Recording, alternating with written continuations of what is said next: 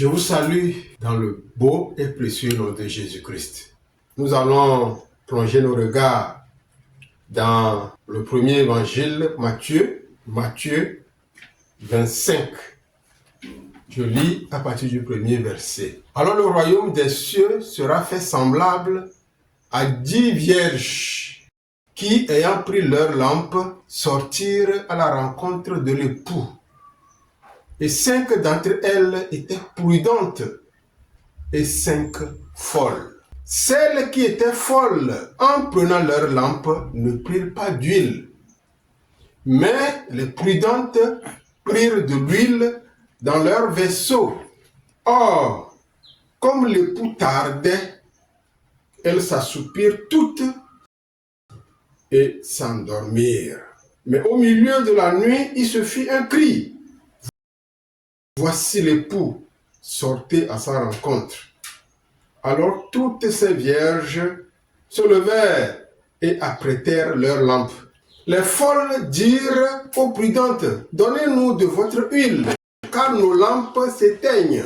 Mais les prudentes répondirent, disant, non, de peur qu'il n'y en ait pas assez pour nous et pour vous. Allez plutôt vers ceux qui en vendent et achetez-en pour vous. Or, comme elles s'en allaient pour en acheter, l'époux vint, et celles qui étaient prêtes entrèrent avec lui aux noces, et la porte fut fermée. Ensuite viennent aussi les autres vierges, disant, Seigneur, Seigneur, ouvre-nous. Mais lui, répondant, dit, en vérité, je vous dis, je ne vous connais pas. Veillez donc, car vous ne savez ni le jour, ni l'heure. Les 10 vierges, c'est le titre que je donne à cette parabole que le Seigneur Jésus-Christ a donné sur le royaume des cieux. Et aujourd'hui, nous tous, Bible à la main, le premier jour de la semaine qui est dimanche, nous nous pressons pour aller à l'église, pour aller chanter, pour aller danser, pour aller écouter la lecture de la Bible et pour aller prier. Comme ces 10 vierges qui se sont habillées de la même façon et ils ont tenu toutes, chacune une lampe et sorties ensemble, elles entendent la venue de l'époux. Comme le premier jour de la semaine, nous tous, nous allons à l'église pour chanter et dire que le Seigneur Jésus vient. Nous l'attendons. Maître vient. Jésus vient. Fils de Dieu arrive. Parmi ces 10, quand tu les vois de l'extérieur, non, c'est les mêmes. C'est les mêmes. Mais la différence se trouve à l'intérieur. Le carburant qui doit faire briller la lumière de la lampe, c'est le carburant là, qui a manqué aux 5 vierges que la Bible qualifie de folles. C'est de la même manière qu'aujourd'hui, dans nos congrégations, quand nous allons à l'église, nous disons nous prions, nous disons nous évangélisons, nous disons nous adorons Dieu, qu'il y a parmi nous des gens qui n'ont pas le Saint-Esprit dans leur vie. Ils n'ont pas le Saint-Esprit dans leur cœur. Ils n'ont pas le Saint-Esprit dans leur cœur. Moi, je connais des gens qui connaissent bien, qui ont bien appris la Bible. Comme on apprend les leçons de géographie, de SVT, et ils vont te déverser la parole de Dieu. Tu vas applaudir.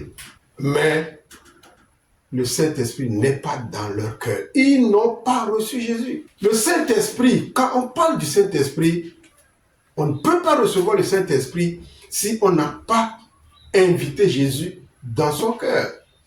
Celui qui n'a pas invité Jésus, le Fils de Dieu, à venir dans son cœur, jamais il n'aura le Saint-Esprit. Le Saint-Esprit est le sceau que Jésus appose à celui-là qui a fait la confession, qui a cru qu'il est mort, qu'il est ressuscité le 3e jour, qu'il est monté au ciel. Celui-là qui reconnaît, qui dit devant Dieu, je reconnais que je suis pécheur, je mérite la condamnation de Dieu. Pardonne-moi, je crois en toi. Lave-moi par le sang de ta croix. Seigneur Jésus, viens dans mon cœur, prends contrôle de ma vie. Simple comme prière, n'est-ce pas? C'est simple, mais c'est fondamental. Cette prière est simple, mais elle est fondamentale. Tu veux aller au ciel avec Jésus? Tu veux goûter la douceur du paradis dans la maison du Père, le Créateur du ciel et de la terre? Voilà la prière que tu dois faire. Une prière du fond du cœur. Parce que quand on parle du salut, quand on parle de la foi chrétienne, quand on parle de la repentance, c'est la sincérité dans le cœur. Moi, j'ai assisté à des évangélisations où nous avons lancé appel, les gens sont venus, ils ont levé la main et confessent. Nous répétons, ils répètent après nous. Mais ce n'est pas une confession qui venait de leur cœur. Nous ne voyons pas dans les cœurs, nous les acceptons comme des sauvés. Et on commence par les instruire.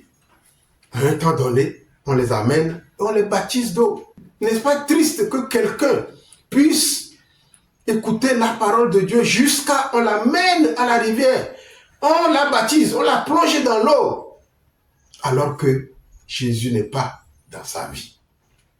Alors qu'il sait qu'il n'a pas donné son cœur à Jésus. Vous qui m'écoutez, quelle est votre situation?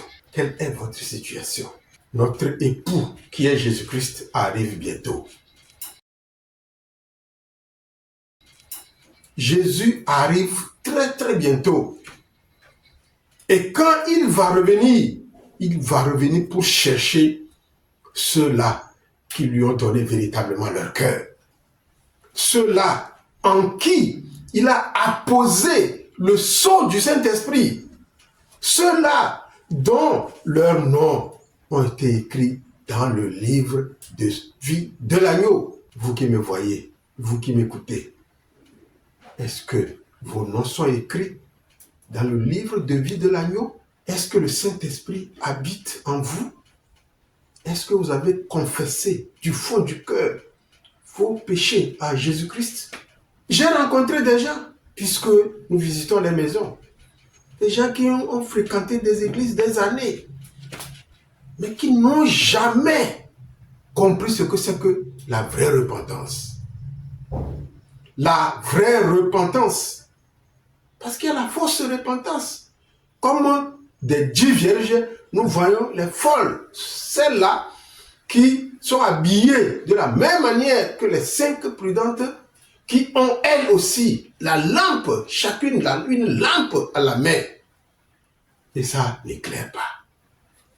Quand la trompette va sonner, madame, où serez-vous? Quand la trompette va sonner, monsieur, où serez-vous? Quand la trompette va sonner, jeune fille, jeune dame, où serez-vous? Parce que quand Jésus viendra pour chercher son église, qui est sa fiancée ici sur cette terre, une trompette va sonner. Une trompette sonnera. Et quand cette trompette va sonner, les morts en Christ sortiront vivants du tombeau. Avant que nous, les vivants, nous soyons transformés. Et ensemble, avec les ressuscités, nous partirons à sa rencontre sur la nuée. Et lui, il va nous amener dans la maison de son Père. Mais pour prendre part à cet événement splendide, il faut que le Saint-Esprit habite dans vos cœurs. Le Saint-Esprit, la puissance de Dieu, qui est la troisième personne de la divinité, il faut que le Saint-Esprit habite dans vos cœurs. Et cette puissance que nous appelons le Saint-Esprit, quand elle vient dans un cœur, il arrange le cœur. Le cœur devient propre, le cœur devient saint. Et un cœur saint produit des fruits sains. La vie devient une vie nouvelle. Celui qui est en Christ, il devient une nouvelle création. Il devient une nouvelle créature, selon la Bible que vous utilisez. Les choses anciennes sont passées, les choses vieilles sont passées. Voici, toutes choses sont devenues nouvelles. Pour arriver à ce stade, il faut donner son cœur à Jésus. Du fond du cœur, dans la sincérité. Là, le Saint-Esprit entre en activité. Là, le Saint-Esprit entre en activité. Et prend contrôle de vos cœurs. Arrange, nettoie ce qui n'est pas propre au ciel. Et s'assoit et prend contrôle de vos cœurs. Et devient désormais votre directeur. Et c'est lui qui va vous montrer comment vous devez vous conduire. Ça là, ne touchez pas. Ça là, ne faites plus ça. Oh, n'allez pas là-bas. C'est le Saint-Esprit qui fait ce travail. Comment sentez-vous? Vous êtes membre d'église. Peut-être vous êtes même nommé diacre. Vous êtes même dirigeant. Parce qu'il y a des dirigeants que nous avons rencontrés qui n'ont jamais eu le Saint-Esprit. Parce que pour avoir ce sceau, il faut rencontrer Jésus. Il faut confesser ses péchés à Jésus. C'est très important quand on se lève pour aller à l'église que nous sachions ce que nous allons chercher. Si dimanche, mercredi, jeudi, vendredi, samedi, on se lève, qu'on va à l'église, sachons ce que nous cherchons. Parce que ce serait une chose triste que, après avoir passé ces longs moments, ces longues années à l'église, la trompette va sonner, les gens vont partir et vous n'allez pas être pris avec eux. Pourquoi? Parce que vous allez à l'église. Vous faites tout ce que le dirigeant vous demande. Et parce que le Saint-Esprit n'est pas en vous, quand la trompette va sonner, vous ne pouvez pas partir avec le groupe. C'est ceux qui ont le Saint-Esprit qui est l'image de cette huile-là que les 5 que la Bible appelle sages ont dans leur vaisseau. Ils ont mis dans leur lampe pour aller à la rencontre de l'époux. C'est Jésus qui est l'époux. Il vient bientôt. La trompette va sonner. Où serez-vous? Serez-vous parmi les folles ou bien serez-vous parmi les prudentes? Est-ce que le Saint-Esprit est en vous? Je ne dis pas si vous parlez en langue. Je ne dis pas si est-ce que vous parlez en langue. Pour que vous me dites que, oh, moi je parle en langue et le fait de parler en langue, c'est le signe que j'ai le Saint-Esprit. Il n'y a rien comme ça. Vous pouvez parler en langue plus que tout, mais vous irez en enfer.